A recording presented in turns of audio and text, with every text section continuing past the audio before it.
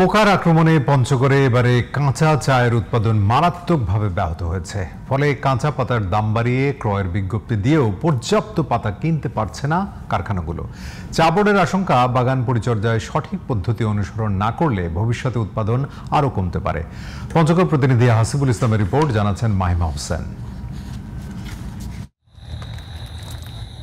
পঞ্চগড়ে পোকার আক্রমণে ব্যাপক ক্ষতিগ্রস্ত হয়েছে চা বাগানগুলো।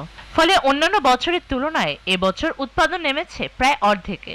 চায়ের পাতা নষ্ট হওয়ায় দিশেহারা হয়ে পড়েছে বাগান মালিকরা। বাগানগুলোতে ব্লাস্ট, থ্রিপস, লুপার সহ বিভিন্ন প্রকার আক্রমণে অতিষ্ঠ চা চাষিরা।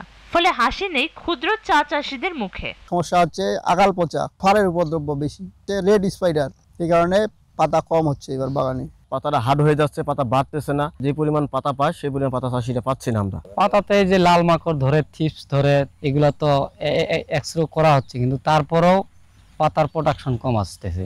গেল বছর কাঁচা চায়ের মূল্য ছিল প্রতি কেজি 15 টাকা। এবছর তা বাড়িয়ে 35 টাকা দরে ক্রয়ের সাইনবোর্ড ঝুলিয়ে রাখলেও মানসম্মত পাতা ক্রয় করতে পারছে না কারখানাগুলো। উৎপাদন টিকিয়ে রাখতে বাড়তি মূল্যে কাঁচা চা কিনলেও ভালো পাতা পাওয়া যাচ্ছে না বলে জানিয়েছে কারখানা কর্তৃপক্ষ। এবছর বিভিন্ন রোগবালাইয়ের কারণে বাগানগুলো যথেষ্ট পরিমাণ কাঁচা পাতা সংগ্রহ করতে পারছে না, যার দরুন আমরাও পর্যাপ্ত পরিমাণ কাঁচা পাতা পাচ্ছি না।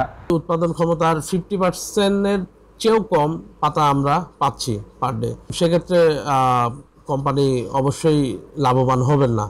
সঠিক পদ্ধতিতে বাগানে পরিচর্যা না করলে ভবিষ্যতে এই ধরনের পোকার আক্রমণ বেড়ে যাওয়ার আশঙ্কা আঞ্চলিক চা বোর্ড কর্তৃপক্ষের।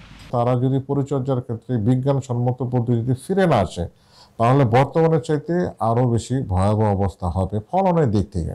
Mahima Hossain, GTV news.